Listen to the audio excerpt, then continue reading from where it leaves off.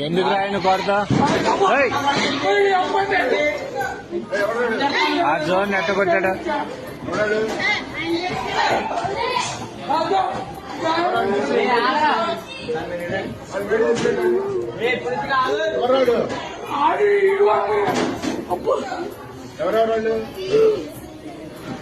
ఏరా దేనికి రా విధానం ఏంటి అసలు